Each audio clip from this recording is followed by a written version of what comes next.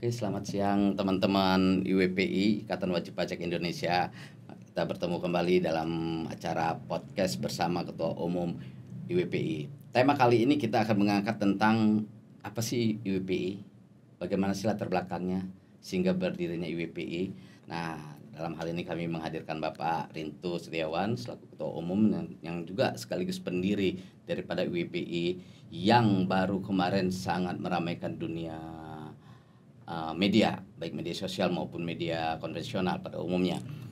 Pak Rinto, selamat siang, apa kabar Pak? Ya, selamat siang, baik Mas Edo. Ya, saya perkenalkan Edward Panggabean. Saya lupa. Pak Rinto, tadi saya menarik sekali dengan baju Anda. Apa ini tulisannya? Hai wajib pajak, Bayarlah pajak sesuai kewajiban agar negara kuat. Hai fiskus, terimalah pembayaran pajak sesuai hak agar tercipta keadilan. Kenapa harus menggunakan hibiscus? Nah, sebelum kita awalin apa itu IWPI, kenapa harus memakai hibiscus? Nggak ke objeknya langsung ke wajib pajaknya aja gitu loh. Oh iya, kan wajib pajak sudah yang di awal tadi. Wajib pajak harus membayar pajak sesuai kewajiban. Kalau fiskus atau ditjen pajak ya harus menerima pembayaran sesuai hak, jangan dilebih-lebihkan gitu. Oh gitu, sindirannya lah ya. Pak Rinto, bisa sedikit cerita nggak sih IWPI? Karena kan IWPI ini kan sempat ramai juga ya kemarin di berbagai media, baik media konvensional maupun media sosial tentang hadirnya Kortek. Tapi sebelum kita tidak membahas Kortek, tapi kami ingin bahas IWPI ini apa sih dan bagaimana latar belakangnya sehingga berdirinya IWPI dan sejak kapan baru berdiri? Iya, terima kasih Mas Edo. Jadi IWPI ini adalah organisasi yang ini Mas ya, yang dibentuk oleh wajib pajak Mas Edo. Jadi kenapa kok kita sampai membentuk organisasi wajib pajak? Karena sebenarnya kami dalam tanda kutip Mas Edo ya, itu agak kecewa Mas dengan organisasi konsultan pajak. Seperti itu Mas Edo. Yang waktu itu kami harapkan konsultan pajak ini mengajarin kami cara penghitungan pajak yang benar. Ternyata banyak di lapangan ini kita temukan banyak oknum dari konsultan pajak Mas Edo. Jadi tidak mengajarin kami bagaimana cara melaporkan kewajiban perpajakan yang benar. Nah, ternyata ini Mas Edo hanya main negosiasi saja dengan fiskus seperti itu. Ada seperti itu ya. Ada, contohnya di kasus Rafael Alun kan seperti itu Mas Edo. Oh iya, saya jadi teringat ada ya, kembali ke belakang ada kasus yang waktu agak ramai ya, Gayus Kambunan ya waktu itu ya. Benar. Oh jadi ada artinya dalam tanda petik oknum-oknum konsultan bermain juga untuk mempengaruhi wajib pajak dengan cara yang tidak semestinya sesuai dengan aturan-aturan peraturan yang ada gitu maksudnya. Betul Mas itu. Tadi menyambung yang tadi pertanyaan tadi Mas ya, kita didirikan ini Juli tahun 2024. Mas itu IWPI ini berdiri Juli 2024. Ya, merespon yang tadi tentang adanya konsultan pajak itu kami juga seperti ini Mas itu. Wajib pajak juga salah Mas itu sebenarnya. Kesannya wajib pajak ini kenapa kok tidak melakukan pembukuan yang baik gitu Mas Edo. Kalau pembukuan yang baik otomatis untuk melaporkan kewajiban perpajakannya itu lebih mudah. Yang terjadi ini tanpa ada pembukuan, terus kita ketemu konsultan pajak, lah laporan yang dilaporkan pajak ini sulap-sulapan Mas Edo. Oh, ada kayak gitu ya. Itulah akhirnya terjadi negosiasi antara wajib pajak dengan fiskus gitu Mas Edo. Karena wajib pajak juga nggak tahu ini datanya yang saya laporkan ke DJP ini seperti apa, karena hanya kalau bahasa Jawanya ini pasrah bongkoan ya, pasrah bongkoan itu ya. Sama konsultan pajak gitu. Ya kalau ketemu konsultan pajak yang baik, ya ini alhamdulillah gitu Mas Edo. Iya ya. Berarti untung-untungan lah ya. Iya, untung-untungan. Artinya tidak main akal-akalan gitu. Iya.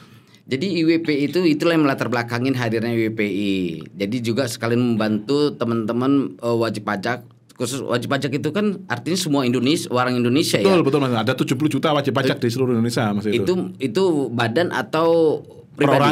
Perorangan. Wajib pajak badan maupun perorangan. Tapi kan jumlah penduduk Indonesia sekitar 260-an lebih. Ya, kan tidak semua warga negara adalah wajib pajak Mas itu. Yang anak-anak kecil tadi Mas. Ada yang kecil. Orang tua itu kan juga bukan wajib pajak Mas itu. Jadi kisaran antara usia 20 sampai 58 atau 60 lah ya. Betul Mas. Artinya mereka masih bisa mampu beraktivitas dan memberi penghasilan. Iya, betul Mas. Gitu. Iya bagus juga sih, karena selama ini memang wajib pajak atau masyarakat Indonesia ini masih kaku dengan laporan-laporan pajaknya gitu. Iya. Terutama pajak pribadi. Ya saya sendiri pun kadang-kadang masih bingung bagaimana cara menghitungnya. Iya. Jadi yang tadi kan? saya kritisi juga wajib pajak Mas Yudo ya. Dari sisi Iya. wajib pajak kurang memperhatikan caranya pembukuan yang benar gitu loh. Kalau pembukuannya baik dan benar, otomatis pelaporan perpajakan akan lebih mudah. Tapi yang kedua juga ada salah dari sisi DJP dan Kemenq Mas Yudo. Kenapa membuat aturan yang begitu ribet? Oh, seperti apa itu? Bisa dijelasin? Nah, itu ada. Jadi pajak itu dasarnya adalah Undang-Undang Dasar 1945 itu pasal 23A gitu. Jadi pajak dan pungutan lain yang bersifat memaksa itu diatur oleh undang-undang. Oh, oke. Nah, undang-undang di dalam perpajakan ini yang saya catat ini 8. Ada Undang-Undang KUP, Undang-Undang Ketentuan Umum dan Tata Cara Perpajakan, ada Undang-Undang PPN, Undang-Undang PPH, ada Undang-Undang Bea Materai, Undang-Undang PBB Pajak Bumi dan Bangunan, ada Undang-Undang PPSP Penagihan Pajak dengan Surat Paksa, ada Undang-Undang Pengadilan Pajak, dan ada lagi Undang-Undang HKPD, Hak Keuangan Pemerintahan Pusat dan Daerah. Dari situ turun ke peraturan pemerintah, Mas Edo. Nah itu kita IWP belum cek berapa ini PP peraturan pemerintah yang terkait dengan undang-undang tadi yang 8 undang-undang tadi. Yang saling berkaitan aturan itu. Yang jelas yang kami cek di IWPI adalah PMK dan KMK, peraturan Menteri Keuangan dan keputusan Menteri Keuangan. Itu mencapai 3.800. Sorry saya potong dulu. Apa sih peraturan Menteri Keuangan dengan pajak hubungannya? Mungkin masyarakat atau publik ada yang mungkin tidak paham gitu loh. Ada kaitan gitu maksudnya. Ada kaitan Mas Edo. Jadi kan dari Undang-Undang Dasar 45 tadi satu pasal 23A. Terus turun ke Undang-Undang ada 8. Peraturan pemerintahnya belum kita cek. Turun lagi ke PMK dan KMK, peraturan Menteri Keuangan dan keputusan Menteri Keuangan ada 3.800 sekian. Dari KMK dan PMK biasanya turun lagi ke Per Dirjen Pajak, peraturan Dirjen Pajak. Terus belum lagi turun lagi ke ini surat edaran, belum lagi ke SKEP, surat keputusan Dirjen Pajak.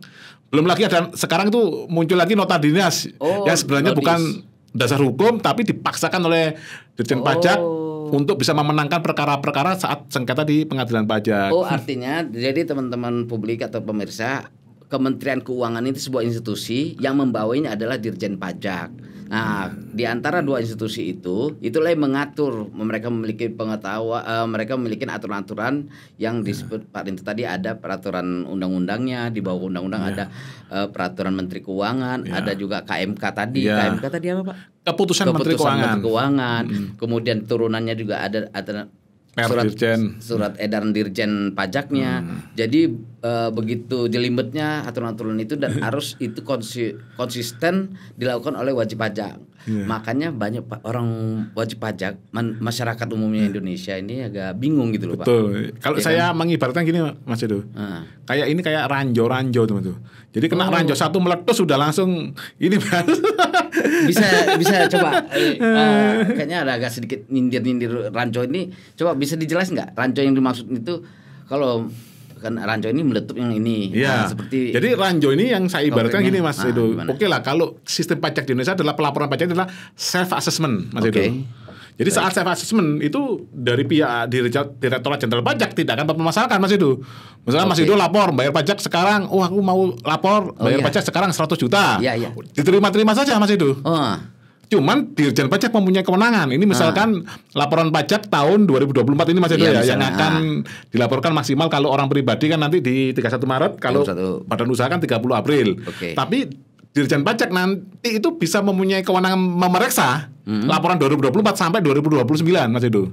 Oh, artinya bisa aja sebuah jebakan yang dimaksud itu 5 tahun kemudian atau 3 tahun kemudian. Iya, betul Mas Edo. Dan contohnya sekarang nih, ini yang Kortek ini bermasalah. Nah, itu kan ada Korteknya bermasalah, rame, terus dari pihak Dirjen Pajak mengatakan tidak akan dikenakan sanksi. Tapi sampai sekarang belum ada peraturannya Mas Edo. Nah, nanti itu meletusnya nanti 2-3 tahun kemudian denda-dendanya itu. Jadi artinya IWPI juga mengawal hal-hal seperti itu ya. Betul Mas Edo.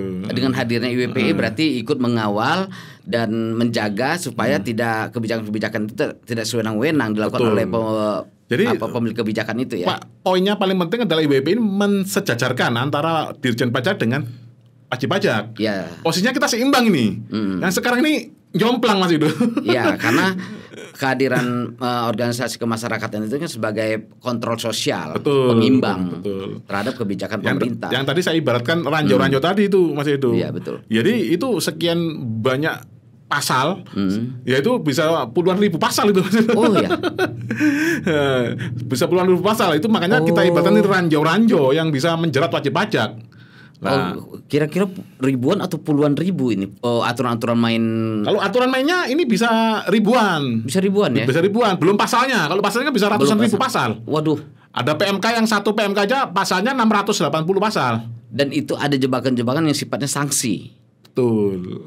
Bisa sanksi kepidana, bisa sanksi Betul. perdata. Betul Mas Edo. Jadi itulah UWPI ikut mengawal ya, karena organisasi pajak ini memang lebih ada orang yang sifatnya IKPI yang lebih ada dikenal IKPI ya, Ikatan Konsultan. Nah, ini khusus wajib pajaknya. Betul. Jadi pada objeknya langsung ya. Iya. Wah, memang Pak Erinto memang luar biasa, punya ide brilian juga ini. Langsung kepada objeknya. Iya, yang karena menyasar ke objeknya untuk membantu si objek itu. Iya, biar setara dengan Dirjen Pajak gitu Mas Edo. Jadi kalau kita amatin persidangan di pengadilan pajak Mas Edo, dari sekian ribu peraturan dan mungkin ratusan ribu pasal, itu Dirjen Pajak kayak ranjau ini dia punya baju anti ranjau. Dia kebal hukum. Ini bisa disaksikan di persidangan-persidangan yang ini Mbak, yang kita siarkan live di IWPI. Jadi kita saat persidangan ini anggota kita itu menggunakan dalil undang-undang, dalil peraturan Menteri Keuangan, dalil per Dirjen Pajak. Mereka pakai surat edaran. Itu bisa mengalahkan undang-undang Mas itu. Itu fakta yang terjadi di pengadilan pajak. Padahal undang-undang itu kan lebih tinggi sebenarnya. Ya, makanya saya bilang kalau dari pihaknya Fiskus itu punya baju yang kebal ranjau itu, anti ranjau. Kalau wajib pajak ya jalan aja sendiri-sendiri. Makanya benar. Makanya saya sarankan mari kita bergabung biar kita kuat di IWPI ini Mas itu, biar setara antara wajib pajak dan Dirjen Pajak ini, biar tidak diperlakukan semena-mena wajib pajak itu. Tapi kalau memang merasa sakti ya mau melewati ranjau sendiri ya tidak apa-apa itu Mas Ando. Iya, karena kadang-kadang kan wajib pajak itu udahlah saya bayar aja lah. Saya nggak mau pusing gitu. Betul. Tapi ketika saya tadi dengar pernyataan Bapak, bisa aja terjadi 2 tahun atau 3 tahun atau 5 tahun kemudian gitu loh. Betul, itu yang menjadi masalah. Itu yang belum dipahami Mas itu. Sementara wajib pajak ini kejadian 5 tahun yang lalu kok baru sekarang. Betul. Kadang-kadang lupa atau kadang-kadang berkasnya hilang. Kenapa kok seperti itu? Kenapa kok seperti itu? Kenapa kok diperiksaannya berapa tahun kemudian? Karena dari DJP ini dalam tanda kutip ini menggunakan strategi biar memanfaatkan denda maksimal Mas itu zaman tahun 2020 ke bawah ya. Itu dendanya 2% per bulan, maksimal 24 bulan. Sekarang 1%. 1%. Tapi maksimal 24 bulan. Jadi Mas Edo sudah tidak pernah diedukasi. Terus melaporkan pajak, suruh lapor-lapor sendiri, begitu diperiksa salah didenda. Jadi artinya IWPI sendiri nanti punya peran juga memberikan edukasi kepada masyarakat khusus wajib pajak gitu ya. Betul Mas Edo. Jadi dari wajib pajak sendiri kami sarankan untuk membuat laporan keuangannya yang rapi. Dari DJP dan pemerintah ini juga harus membuat regulasi yang menyederhanakan. Seperti itu Mas Edo. Contohnya gini Mas Edo. Kenapa sih harus ada konsultan pajak? Iya. Contohnya Mas Edo sekarang lapor PBB lah, pajak bumi dan bangunan. Terus bayar apa? Pajak-pajak ini ya? Rumah atau tanah. Rumah, tanah. Itu pernah nggak pakai konsultan? Atau pajak kendaraan lah? Iya, motor misalnya. Ya, kan karena jelas. Iya. Harganya sekian, pajaknya sekian persen. Kalau di pajak ini bisa nggak jelas Mas Edo? Oh gitu. Contohnya pajak PPh Badan. Itu kan 25% dulu kan, sekarang 22%. Dari keuntungan yang kita laporkan. Nah itu yang kita laporkan harus ada laporan keuangannya Mas Edo. Jelimet ya berarti ya. Untuk misalnya khusus badan hukum, wajib pajak badan hukum atau wajib pajak orang pribadi.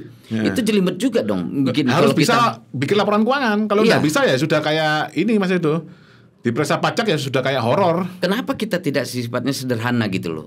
Mungkin ada nggak IWPI akan melakukan yang lebih sifatnya sederhana seperti kita membayar pajak motor gitu. Harusnya tarifnya gitu ini aja Mas gitu. Edo, tarifnya tarif apa ya?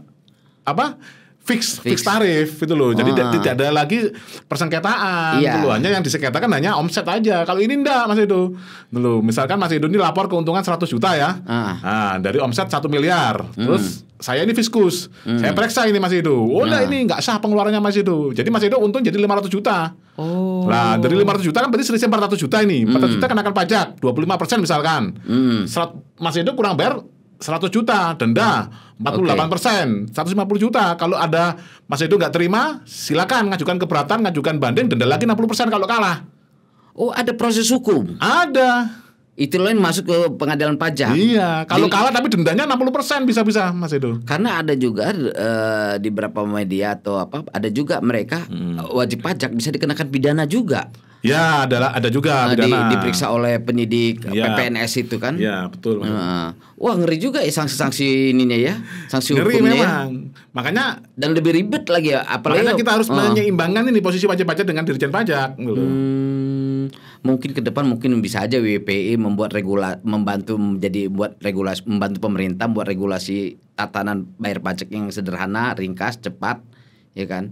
Kalau kayak gini kan habis waktu, Pak. Bagi wajib pajak kan habis waktu, habis anggaran, habis pikiran. Ya ini kan kita nggak tahu Mas itu. Ini kan nggak tahu ada agenda asing yang masuk. Biar kita hanya ribet ngurusi pajak aja, nggak ribet usahanya. Iya, jadi kayak gitu kan. Jadi investasi berusaha membangun ekonomi yang tumbuh di tengah-tengah masyarakat ini agak sulit. Makanya kalau saya lihat target-target dari pemerintah tuh pertumbuhan ekonomi sekian persen itu kan ya sangat diragukan. Tapi ada juga mungkin kecurigaan pemerintah, mungkin bisa jadi kecurigaan pemerintah. Ini ada akal-akalan pengusaha-pengusaha deh. Kalau membayar pajak nanti ya bisa aja nggak seperti itu. Nah bisa saja, makanya kan ada dua sisi Mas Edo. Dari sisi pemerintah mudahkan regulasinya.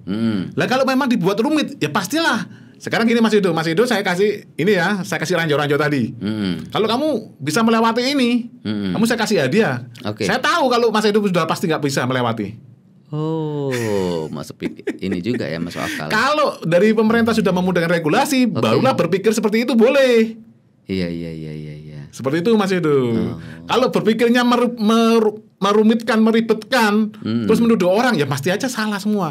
Iya. Memang pada dasarnya masyarakat Indonesia soal pembayaran pajak itu, pendidikan masalah pajak itu sangat mungkin saya lihat ya agak rendah dan ya tidak ada Mas itu. Tidak ada di sekolah kan juga tidak diajarkan. Iya. Karena pajak ini ilmunya ada 3 macam Mas Edo. Apa itu? Satu adalah ilmu akuntansi Mas Edo. Yang kedua ilmu administrasi perpajakan. Yang ketiga baru ilmu hukum perpajakan. Coba sekarang saya tanya Mas Edo mulai kecil sampai sekarang. Mungkin bisa tambah satu lagi mungkin. Ilmu kalau begitu dikejar-kejar sama pajak, ilmu taktik kali ya. Ilmu kanjil. Sekarang saya tanya dari 3 ilmu ini Mas Edo kuasai berapa? Nggak ada. Ya udah karena saya bukan orang akuntan. Ya, berarti Mas Edo siap-siap nanti bisa dipidana. Oh, gitu ya. Bisa. Barang siapa yang tidak melaporkan kewajiban pajak dengan benar bisa dipidana. Sanksi hukum. Mas Edo. Oh. Berarti kita masyarakat Indonesia pada umumnya harus benar-benar wajib pajak ini. Lah, yang menarik Mas Edo, ada pernyataan dari pemerintah Mas Edo. Sekarang berapa? Ininya apa? Rasio perpajakan kita. Kan 11% kan? Oh iya 11%. Nah, ini sempat rame nih ya. Iya. Naik. Logikanya gini Mas Edo, ini saya sebagai mewakili WPI ya. Yang berarti yang 89% harus masuk penjara Mas Edo. Kenapa itu? Tadi tidak melaporkan kewajiban pajakan dengan benar bisa dipidana. Iya. Kan paling gampang aja. Iya, berarti masyarakat Indonesia bisa dipidana dan penjara penuh. Makanya negara pun rugi bayar orang yang dipenjara kan. Iya kan? Sekarang aja pemerintah Kementerian Hukum aja. Kan gitu Mas itu. Kesulitan pajak cuma sekian persen yang terdaftar dulu yang melaporkan dengan benar. Berarti kan kalau yang nggak melaporkan dengan benar kan bisa dipidana. Iya. Masuk akal. Nah, makanya ada istilah berburu di kebun binatang Mas Edo. Di dunia perpajakan itu ada istilah seperti itu. Itu dilontarkan oleh mantan staf khususnya Kementerian Keuangan Pak Justinus Prastowo. Itu artinya bahwa wajib pajak yang sudah tertib lapor dan udah banyak asetnya dan omsetnya dan ini Pak ya cash flow-nya. Nah itu tinggal siap-siap aja, tinggal diburu aja. Oh sorry saya ambil sedikit. Mereka yang rajin membayar pajak tapi bisa aja dapat celah untuk dikenakan sanksi gitu. Betul. Ngeri dong. kita sudah rajin bayar pajak, tapi kita dikerjain juga gitu. Betul, Mas Edo. Tapi mungkin oleh oknum-oknum tertentu kali ya. Ya, itu tapi kan yang pengalaman teman-teman itu sangat banyak peristiwa di lapangan seperti itu, Mas Edo. Jadi lebih baik Mas Edo, ya udah uangnya disimpan di bantal, nggak usah punya NPWP, itu malah aman, Mas Edo. Contohnya Mas Edo, banyak usaha-usaha misalkan ini buka toko atau jual makanan. Iya. Kan itu kan nggak tahu omsetnya satu hari bisa 100 juta. Diwajibin kan, apalagi UMKM dengan adanya UMKM sekarang ini kan. Iya. Untuk ya itu pajak. bisa jadi nggak kedetek. Iya. Karena nggak lapor jualan ini misalkan apa yang keliling-keliling itu kan bisa jadi omsetnya besar, bisa misalkan 20 juta per harinya. Betul, iya. Jadi IWPI menemukan hal-hal seperti itu ya? Betul Mas itu. Iya, baik. Itu yang dinamakan shadow ekonomi. Jadi yang orang kayak gitu malah aman nggak dikejar pajak karena dia nggak lapor. Iya. Yang lapor malah datanya, wah ini asetnya sudah sekian, wah ini lumayan ini. Pak Irinto, saya sedikit ini ke pribadi Bapak. Kenapa Pak Irinto punya berpikiran membangun IWPI ini gitu loh? Punya pengalaman kah atau punya merasa dalam tanda petik tercolimi kah atau gimana ini? Coba sedikit aja cerita Pak. Jadi sekilas cerita ini seperti ini Mas Edo. Jadi perusahaan saya ini habis diperiksa pajak. Pemeriksaan pajak itu bagi perusahaan kami udah hal yang biasa. Kami hampir tiap tahun diperiksa, Mas Edo. Dan kami udah tertib, Mas Edo. Banyak tim kami membuat laporan keuangan dan lain. Ada timnya khusus sendiri. Saat pemeriksaan pajak ini ya, masa pajak tahun 2019, padahal yang 2020, 21, 22 itu kita tidak ada masalah. Yang 2019 ini ada keanehan, Mas Edo. Jadi petugas pajaknya begitu kita bawa tim ini ya yang ngerti pajak dari tim kami, mereka ganti tim pemeriksa pajaknya, Mas Edo. Oknum-oknum itulah ya. Gonta ganti gitu maksudnya ya. Diganti dan ternyata sampai akhir itu ternyata memang indikasinya pemerasan gitu loh, Mas Edo.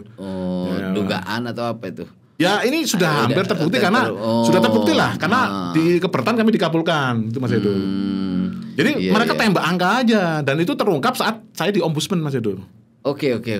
Kan pemeriksaan pajak itu adalah pemeriksaan yang dilaksanakan secara objektif, oke. Dan lain-lain gini gitu. Nah ternyata saat di Ombudsman ini pernyataan dari tim DJP sendiri, Mas Edo. Ada pemerintahan itu ini Mas, pemeriksaan pajak itu dilakukan melihat kemampuan bayar, Mas Edo. Ya ngerinya itu, Mas Edo. Kemampuan bayar ini dicerminkan dari misalkan ini Mas Edo udah laporan SPT. Okay. Ada omsetnya sekian, hartanya sekian, cashnya sekian, asetnya sekian. Mereka tinggal lihat aja, oh ternyata Mas Edo ini punya kas dan setara kasnya. Nah, itu sekian miliar, asetnya sekian miliar. Aku tembak aja angka sekian. Oh, itulah kembali yang cerita kayak tadi di pertengahan tadi. Bisa terjadi di 2 tahun, 3 tahun atau 5 tahun ketika kita sebagai wajib pajak yang aktif. Iya. Oh, dikorek lagi gitu dikorek ya. Lagi. Walaupun mereka ujung-ujungnya dalam tanda petik seperti mungkin ada dugaan-dugaan mereka mau ikut cawi-cawi juga gitu loh. Gua mau tarik nih untuk kepentingan dia pribadi si oknum itu. Jadi ya. yang saya rasakan mereka ini berlindung di balik target penerimaan negara. Jadi sambil target penerimaan negara tapi juga ini untuk kantong pribadi, Mas Edo. Makanya itu yang disebut Pak Mahfud ada dana siluman 349 triliun di Kementerian Keuangan. Oh, walaupun sekarang nih isu yang dilempar ke Pak Mahfud itu ya berhenti juga. Iya berhenti karena kan ya tergantung otoritasnya mau menindak apa tidak. Oke Pak Rinto, jadi itu yang melatar belakangin tinggal hadirnya IWPI itu ya. Betul Mas Edo. Nah ini terakhir nih Pak Rinto, namanya Pak Rinto ini kan sekarang ini lagi agak-agak sedikit mencuat ya.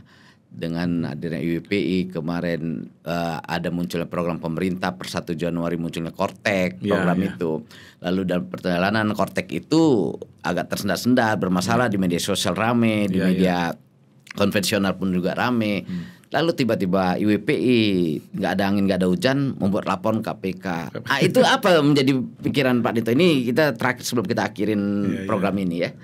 Jadi sebelum kita lapor ke KPK ini Mas Edo, jadi kami sempat bersurat ke Kementerian Keuangan untuk meminta agar penggunaan aplikasi Kortek ini yang saat di launching Pak Prabowo 31 Desember malam itu sudah bermasalah di awal-awal implementasi. Jadi mulai tanggal 1 sampai tanggal 9 Januari itu bermasalah Mas Oke, Edo. iya, beramai itu. Kami tampunglah keluhan-keluhan dari anggota kami. Kami bersuratlah ke Kementerian Keuangan. Permintaan kami sederhana, tolong aplikasi Korteknya ini dibenahi dulu, gunakan aplikasi yang lama agar anggota kami ini dapat melakukan kewajiban perpajakan kami dengan baik dan benar. Contohnya untuk membuat faktur pajak, kalau nggak bisa, anggota kami nggak bisa menagih, bisnisnya mandek ini Pak. Mas, pengaruh ya Pak ya? Sangat pengaruh. Ketika faktur itu tidak keluar, pengaruh. Berarti menghambat ekonomi dong, pertumbuhan ekonomi. Itulah yang kami laporkan, kami berikan juga seperti itu. Ekonomi itu bisa terhambat berapa ratus triliun. Oh iya. Karena kan untuk melakukan penagihan kepada vendor, itu harus ini Mas Edo, harus ada melampirkan faktur pajak. Faktur pajak ya. Dan itu memang perintahnya undang-undang memang seperti itu. Dan itu berlaku untuk semua kalangan pengusaha atau pebisnis gitu. Betul. Pengusaha. Jadi sebelum kita lapor ke KPK tanggal 9 Januari kita sudah buat surat. Karena tidak direspon dalam 14 hari, kita tidak direspon Mas Edo. Iya, ada memang ada aturan itu kalau nggak salah undang administrasi atau apa, surat harus dibalas dengan surat ya. Iya, karena kita nggak direspon ya kita langsung coba lapor ke KPK saja karena ini kita temukan ada dugaan korupsi karena angka proyeknya ini di atas 1,3 triliun dan ada lagi juga dana untuk internal pegawai DJP itu sebanyak 169 orang itu 300 miliar ke atas itu Mas Edo. Jadi total hampir 1,6 triliun. Waduh, kalau dikali ditambahin itu bisa 2,8an 678. Iya, 2,8. Nah, 1,3 tambah 300 kan 1,6. 1,6 triliun. Lah, yang kami laporkan ke KPK adalah. Tapi kan pekerjaan tim 169 orang itu kan pekerjaan 4 tahun itu. 4 tahun katanya, ya. yang saya baca. Dia, totalnya tuh 300 miliar itu. Bukannya per tahun 300 miliar ditambah. Itu kalau yang untuk ininya total 300. Kalau yang per tahun 300 miliar tuh yang Korteknya. Memang proyeknya multi years. Multi years ya. Jadi itulah yang melatar belakangin karena sempat ramai juga ya. Iya. Jadi karena kami meminta untuk kembali ke aplikasi yang lama biar anggota kami melakukan kewajiban perpajakan itu mudah, tidak direspon. Akhirnya kami lapor ke KPK dan kami menyerahkan 4 alat bukti sebenarnya Mas Edo. Oh gitu. Yang pertama bukti surat atau tulisan. Nah, itu adalah Cap Dirjen Pajak. Yang beliau sendiri mengakui bahwa Kortek ini error. Untuk 790 wajib pajak besar disuruh menggunakan aplikasi yang lama Mas Edo. Kan lucu katanya Korteknya canggih tapi yang wajib pajak besar disuruh pakai aplikasi yang lama. Yang lainnya suruh yang Kortek yang error ini.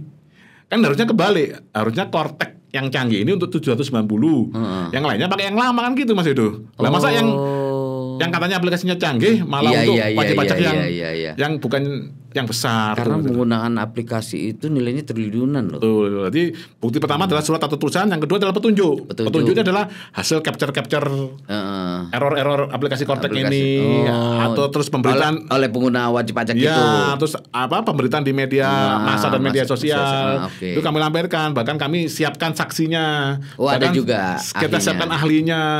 Udah 4 alat bukti Mas. Ahli apa nih? Ahli khusus ahli hukum pajak dan ahli IT bisa juga. Ada ahli hukum pajak ada ya? Ada. Praktisi pajak lebih konsen ke situ ya. Kalau yang saksi juga ada, saksi korban. Berarti udah disiapkan ya. Artinya IWPI mesti teman-teman mesti percayalah dengan KPK gitu ya sebagai. Tapi apa harapannya? Ya harapannya kami lapor aja. Ke KPK itu. Ya KPK lapor aja gitu aja. Kalau harapan untuk ini diselesaikan, saya kira dari WP agak pesimis. Dengan undang-undang KPK yang baru, KPK ini sudah bukan lembaga independen lagi, sudah ASN. Ini misalkan ini Mas Edo jadi penyidiknya KPK. Misalnya nih. Saya atasannya Mas Edo. Saya di calling kementerian sebelah. Jangan ditangani kasus ini. Saya tinggal perintahkan Mas Edo. Walaupun alat bukti sangat banyak, gitu Mas Edo. Karena memang semua itu kalau di undang-undang KPK baru kan semua minta petunjuk oleh ke Dewas KPK-nya ya. Betul. Apakah ini dilanjutkan atau tidaknya. Jadi tidak langsung. Kalau dulu kan memang benar-benar penyidik itu bekerja. Betul, ya kan. Betul. Makanya kepercayaan publik terhadap dan sudah ini Mas Edo di dalam saat kami mengadukan laporan ke KPK di pihak yang menerima pengaduan ini di pihak Dumas itu sudah ada ini selentingan kayaknya ini bisa jadi bukan korupsi loh Pak, ini bisa jadi maladministrasi gitu loh. Jadi Dari tim menerima laporan udah ada wacana seperti itu dan Iya, saya juga beberapa hari yang lalu podcast dengan mantan penyelidik KPK juga akan mengatakan seperti itu. Ini bisa jadi bukan korupsi, bisa jadi maladministrasi saja. Iya. Padahal ini 1,6 triliun Mas dulu Mas. Iya, Makanya iya. kan saya tidak berharap banyak dengan KPK biar mereka yang melakukan inisiatif sendiri itu Mas. Karena upaya dari pajak-pajak itu udah berat Mas. Kita dengan sekian ribu aturan, kita harus Iya. bekerja menghidupi karyawan kita gitu Mas. Iya. Nah, loh. Kan banyak juga beban para itu kan para pengusaha itu ya. Betul Mas. Baik. Ya, tapi memang banyak juga dorongan dari lembaga aktivis penggiat anti korupsi juga mendorong IWPI juga kan untuk Ya, biar ada dari KPK, MAKI ya, dari masyarakat anti korupsi Pak Boyamin. untuk supaya KPK benar-benar inilah menelisik membuka tabir benar nggak ada penyelewengan gitu kan, karena nilai ini kan bukannya kecil gitu loh. Kalau dibeli kerupuk kan udah banyak banget tuh Pak, atau sembako untuk satu kabupaten aja kan. Betul Mas. Kan udah menyenangkan perut masyarakat, ya kan. Baik Pak Rinto, terima kasih ke penjelasan Bapak mengenai apa itu WPI. Ya teman-teman sekalian, inilah kita sebagai wajib pajak, kita harus mentaatin apa yang menjadi pedoman untuk pembangunan bangsa negara ini melalui pajak, baik pajak perorangan maupun pajak badan hukum. Terima kasih Pak Rinto, selamat siang. Ya, selamat siang, sama-sama Mas. Ya.